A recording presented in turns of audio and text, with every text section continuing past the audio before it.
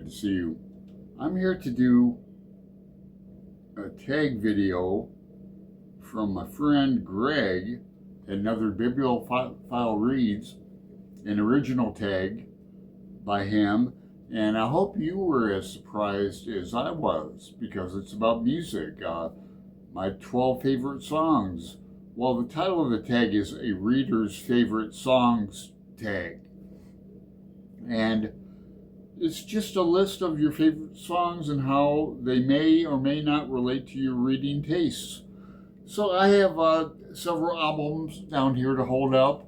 I might talk about some tattoos. I have a list of people to tag, and I have some notes so I don't forget too much. Calgon, take me away. No, I'm excited to do this tag. And Greg, I learned a lot about Greg, his answers, like a White Rabbit, Jefferson Airplane. I have that album, that song is off. I'm going to show. He mentioned Jimi Hendrix, got some Hendrix. He mentioned Crosby, Stills, and Nash, got some of that. Led Zeppelin, got one from that. But Greg likes some old school punk, like Clash, Dead Kennedys, and what's this other one? Oh, the Butthole Surfers. How could I forget them? No Suicidal Maniacs on there, Greg. But so I'm really unfamiliar. I know the Clash. I like them, of course. But yeah, I don't know too many Butthole Surfer songs. Don't know. Well, I didn't get into punk. I like Henry Rollins. I like his solo stuff. Love his spoken word, but he was in Black Flag, you know. So let me get started with mine. I started with 12. First, there's like too many to choose from. So I was gonna do just albums, but it's not the album reader's tag, it's a song. So that kind of helped me narrow it down. Then I was going off the top of my head. Then I was going off playlists, so it's a mixed mash. So I hope you like it. And I spent some time looking these down up, and then I put them down in the description box because a lot of them are really great songs, but some are a little obscure, some aren't. So here we go. I'm going to start with my number one first. My number one favorite song is The Ballad of John and Yoko. It's the one standing on the dock in Southampton, trying to get to Holland or France. Peter Brown called to say, we can make it okay. That one. That's on this album, which is untitled. But kind of some trivia about that. John and Paul are the only ones who play on that. Paul played drums. He played drums on several songs. John played piano. Paul played bass, and John played the little guitar stuff. So I just love that song. It used to really calm my anxiety just to write all the lyrics out to that. Next up here is 2, Saturday Night's Alright for Fighting, Elton John. 3, Ohio, Crosby, Stills, Nash and Young. Really a Neil Young song. Tin soldiers and Nixon's coming, we're finally on our own. 4 Dead in Ohio, Kent State, my alma mater. Let's see. On the end of that song, you'll hear David Crosby, the guy going, what? How many more? What? Like that. Why? How many more? Next up, I like that song, Volunteers. That's Jefferson Airplane. Right here, right where I left it. It's off Surrealistic Pillow from 1967. And this is probably see the date down there? This is probably my album that's worth the most. It's really in great condition. It has a lot of great songs on it. I really like Grace Slick back in the day, and the video I'm going to put on here is from Woodstock when they did Volunteers. It's a great video. Next up, Die With Your Boots On. Yes, some Iron Maiden. I couldn't find my Iron Maiden shirt. I didn't look very hard, but this is a live album. There's a H.P. Lovecraft quote on here. That is not dead, which can eternal lie, yet with strange aeons, even death may die. H.P. Lovecraft. And my friend Una has seen Iron Maiden. I've seen them 3 times. Once back in the day in Toledo, Ohio, in like the mid-'80s. That's still the loudest concert I ever saw. Then I saw them up here in Portland not too many years ago. Tickets were $140. But yeah, Iron Maiden. I like them. So Die With Your Boots On. And keeping with boots, number 6 is Faries Wear Boots by Black Sabbath. Great song. Sticking with the Sabbath and Ozzy vibe, we have Mr. Crowley. To call me Crowley is to treat me foully. Call me Crowley, for I am holy. 93.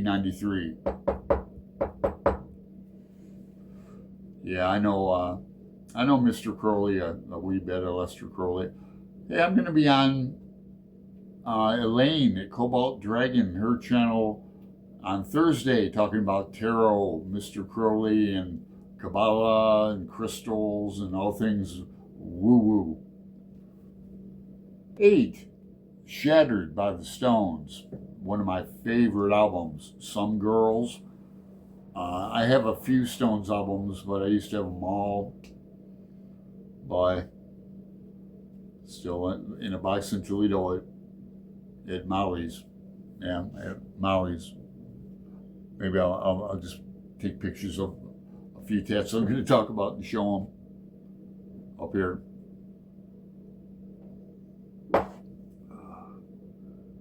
9, I have The Word by the Beatles off Rubber Soul. I don't have that album either.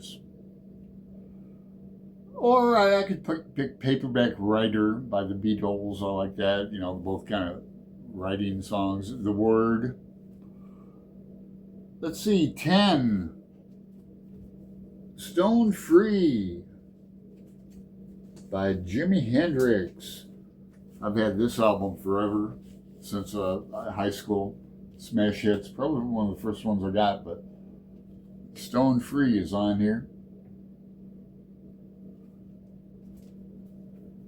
Stone Free, Crosstown Traffic, Voodoo Child. 11 is James Taylor, Wandering, a song that you've probably never heard, but I have a lot of James Taylor. Well, I have a few James Taylor albums, really old ones, you know, back in the day when they'd print all the lyrics.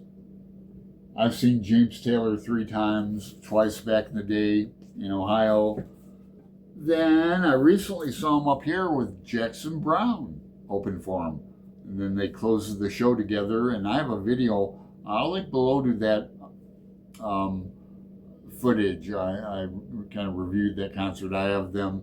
I sneak around when I go to concerts, almost by myself. So I have them coming off stage, handing them their guitars off to the guitar tech, and then walking down the stairs and like that. It's really cool. 9, Mainline Florida, Eric Clapton. I like a lot of blues guitar. I don't even have any Stevie Ray Vaughan on here. Here's a tattoo of a guitar that turns into a mountain. Can you see that? I'll put a clip or picture of it up here.